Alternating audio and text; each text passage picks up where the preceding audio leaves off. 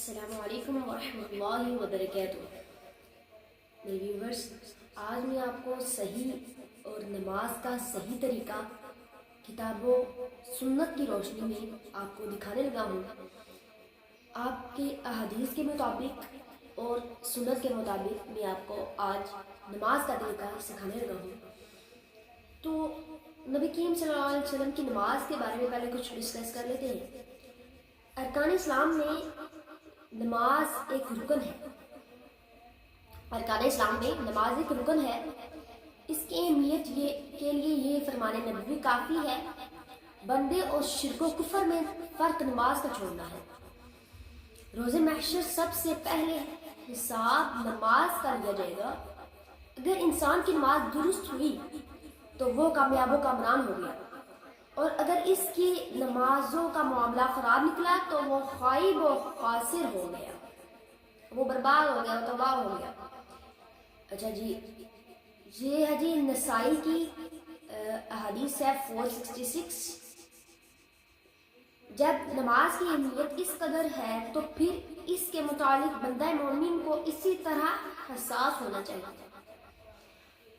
بات یہ چلی کہ نماز ایک رکن ہے۔ یہ پہلا سوال ہم جب روز محشر میں جائیں گے تو ہم سے یہی ہوا جائے گا، اور اگر ہم اس میں ٹھیک ہوئے ہمارے اعمال، یہ مین پوائنٹ ہے، اگر ہم اس میں نکل گئے تو ہم پاس ہیں، اگر ہم اس میں پھنس گئے تو ہمارا بچنا ناممکن ہے۔ نماز کے طریقے سے آگاہی سے پہلے طہارت اور وضو کے بارے میں چند بنیادی مسائل سے آگاہی ہر مسلمان کے لیے ضروری ہے، کیونکہ اگر اس کا بدن پاک نہیں، کسی کے کپڑے پاک نہیں، تو اس کے لیے نماز شروع کرنے سے پہلے بدن کو پاک کرنا اور کپڑے صاف پہننا ضروری ہے اور چاہیے۔ چلیں، اب ایک تو پوائنٹ ہو گیا نبی کریم صلی اللہ علیہ وسلم کی نماز کے بارے میں۔ دوسرا پوائنٹ ہے طہارت کے چند اہم مسائل۔ اگر کھانا لگ چکا ہو یا پیشاب بہانے کی حاجت ہو تو ان دونوں صورتوں میں نماز کی ادائیگی درست نہیں۔ حدیث صحیح مسلم 560 حدیث کا نمبر ہے۔ پھر ابھی دوسری حدیث آگئی ہے، پیشاب کی چیوٹوں سے بننے کا خوب اہتمام کریں، اس میں کوئی کوتاہی اور بعض اوقات نہ چھوڑیں، اور بعض اوقات عذاب کا باعث بن سکتی ہے۔ قضاء حاجت کے دوران گفتگو سے گریز کیا جائے۔ بعض لوگ واش روم میں موبائل فون پر گفتگو کرتے ہیں، یہ درست نہیں۔ کھلی جگہ پہ قبلہ رخ پیشاب بہانا کرنا جائز نہیں۔ صحیح بخاری کی 394 حدیث ہے۔ بیت الخلاء میں داخل ہوتے وقت یہ دعا ضرور پڑھے گا، اللہم انی اعوذ بک من الخبث والخبائث، اللہم انی اعوذ بک من الخبث والخبائث۔ اے اللہ، میں ناپاک جنوں اور ناپاک جنیوں سے آپ کی پناہ چاہتا ہوں۔ ٹھیک ہو گیا۔ قضاء حاجت سے فراغت کے بعد یہ دعا پڑھیے، غفرانک، اے اللہ، میں ناپاک جنوں سے آپ کی پناہ چاہتا ہوں۔ وضو سے پہلے مسواک۔ اب یہ ٹاپک آ گیا وضو سے پہلے مسواک۔ مسواک منہ کی صفائی اور پاکیزگی کا اہم ذریعہ ہے۔ اس کے متعلق نبی کریم صلی اللہ علیہ وسلم کا مشہور فرمان ہے، مفہوم ہے اس کا، اگر میں اپنی امت کے لیے مشقت محسوس نہ کرتا تو میں انہیں ہر نماز سے پہلے مسواک کا حکم دیتا۔ یہ ہے جی صحیح بخاری کی 887۔ دیکھیے ہمارے نبی نے ہمارے لیے کتنی آسانی کر دی ہے۔ وہ کہہ رہے ہیں اگر میں اپنے امت کے لیے مشقت محسوس نہ کرتا تو انہیں ہر نماز سے پہلے دیکھیں مسواک کا حکم دیتا۔ وضو کی اہمیت اور طریقہ، یہ ساتھ سکرین پہ آپ کی حدیثیں چلتی رہیں گے۔ وضو کی اہمیت اور طریقہ، نماز کے لیے بنیادی شرط وضو ہے۔ بغیر وضو کے نماز نہیں ہوتی۔ اگر پانی میسر نہ ہو تو کوئی بیماری وغیرہ ہو تو تیمم کیا جا سکتا ہے۔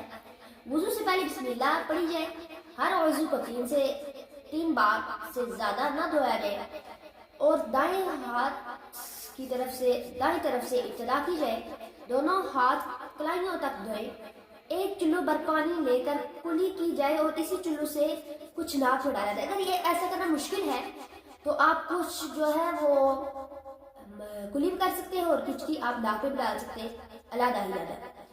پھر ناک اچھی طرح جاڑیں. پھر دونوں ہاتھوں میں پانی بھر کر 3 بار چہرے کو دھوئیں. اگر آپ کا چہرہ سنت رسول سے مزین ہے یعنی آپ نے داڑھی رکھی ہوئی ہے تو پانی کا چلو لے کر ٹھوڑی کے نیچے سے داڑھی کا خلال کریں. پھر دایاں اور بایاں ہاتھ کونگی تک دھوئیں.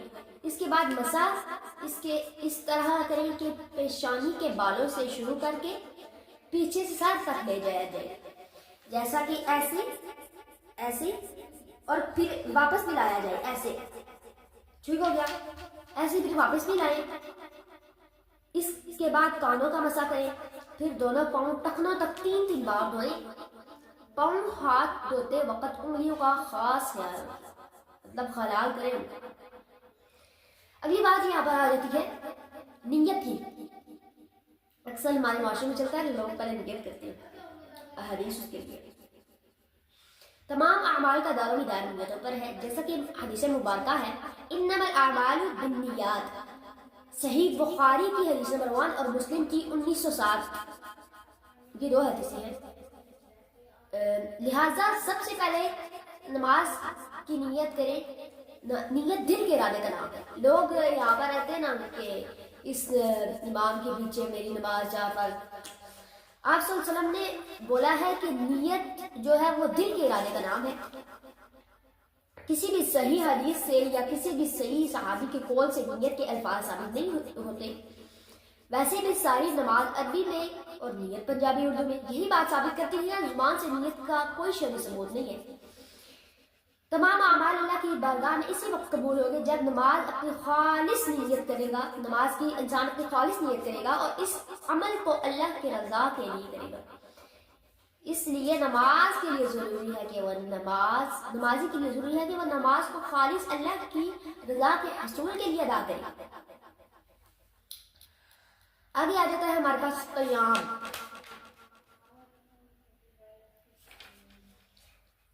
ہر وہ شخص جو کھڑا ہونے کی استطاعت رکھتا ہے اس پر لازم ہے کہ وہ کھڑے ہو کر نماز ادا کرے, جیسا کہ اللہ تعالیٰ کا ارشاد ہے وَقُومُوا لِلَّهِ قَانِتِينَ, اور اللہ کے لیے باقاعدہ کھڑے ہو جائیں.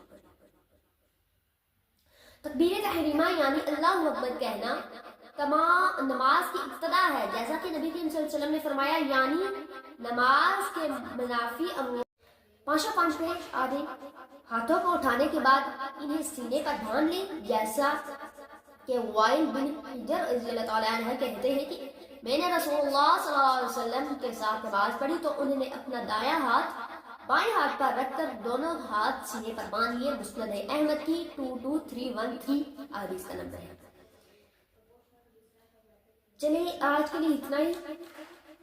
ہم اس کو نماز نبوی کی یہ بک ہے, ہم اس کو جو ہے یہ اسکرین پہ چل بھی رہی ہے 3 پارٹ میں ڈیوائڈ کر لیتے ہیں. 3 پارٹ میں انشاءاللہ ہماری یہ کتاب ختم ہو جائے گی. جس پر کوئی یہ کتاب چاہیے تو ہمیں SMS کر دیں, یا یہ جو اسکرین پہ نیچے نمبر چل رہا ہے اس پہ رابطہ کر لیں اور آپ کو اگر یہ بک آپ کو پارسل ہو جائے گی. اس کے ٹوٹل 16 پیج ہیں جو ہم 3 پارٹ میں جو ہے وہ ڈیوائڈ کر کے صحیح حدیث کے مطابق جو ہے وہ ہم سیکھیں گے. نماز واخر دعوانا الحمدللہ رب العالمین.